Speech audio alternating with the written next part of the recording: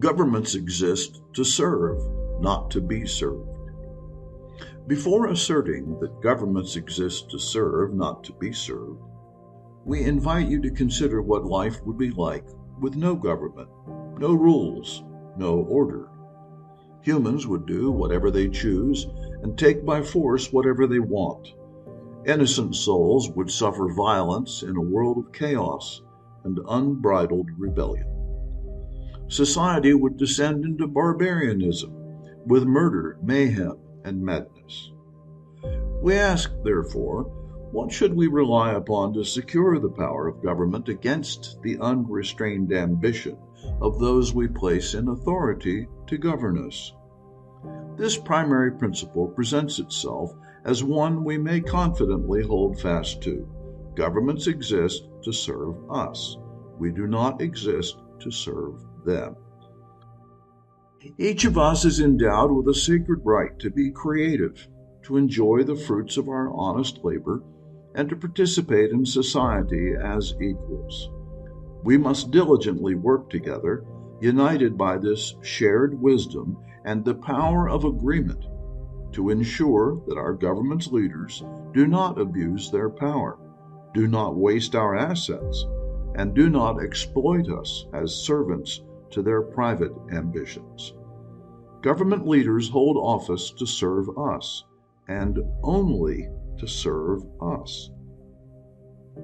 In the millennia of mankind's march toward a brighter tomorrow, we progressed along a path toward gentler civility, deeper understanding, and expanded prosperity.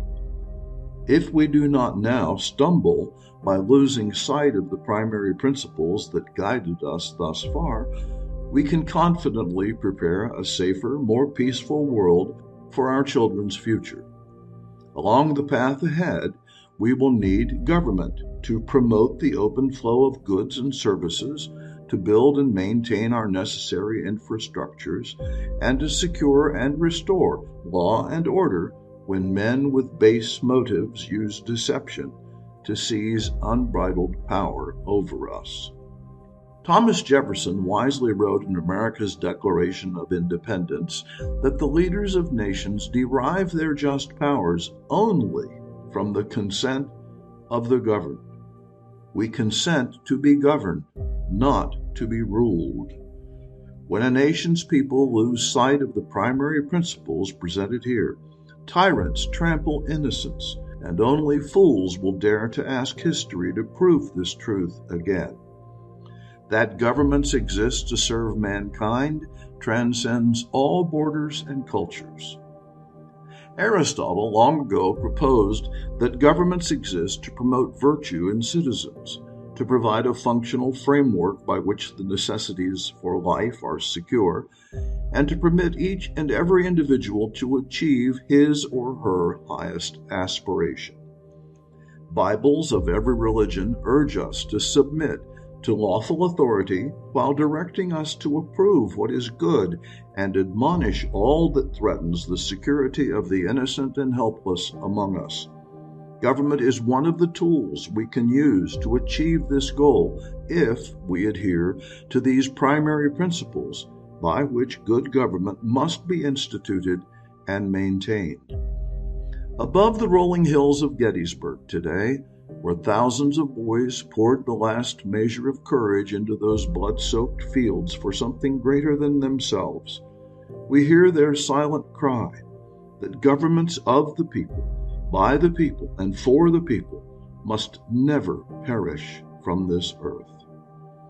We challenge you to gather under the banner of these primary principles to repair the dangerous breach between us being built by the enemies of truth, who know not love, who have no God but themselves, and who will rule you unmercifully if you refuse to unite in agreement and act together to restore, as each generation must, the ancient landmarks of decency, wisdom, love, and common sense. You who are no longer children know the tendencies of childhood to evade what's decent, to avoid what's wise, to misunderstand what love is, and to have no notion of good old-fashioned common sense. You are no longer children. Together, as adults, we have a one-time opportunity today to instill in our children these primary principles, to guide, inform, and empower them to stand against the threats that ignorance and greed present each dawning day. Lift these lamps. Light the path for all who are struggling in the darkness of petty divisions. Charles Dickens, in his novel Hard Times, warns every age to hold fast to what is honorable, to care for the impoverished, and to instruct leaders and schoolmasters to teach the primary principles with deeds of action as well as words of wisdom, lest reality take a wolfish turn and make an end of us. Command your leaders to be servants. We do not exist to serve them.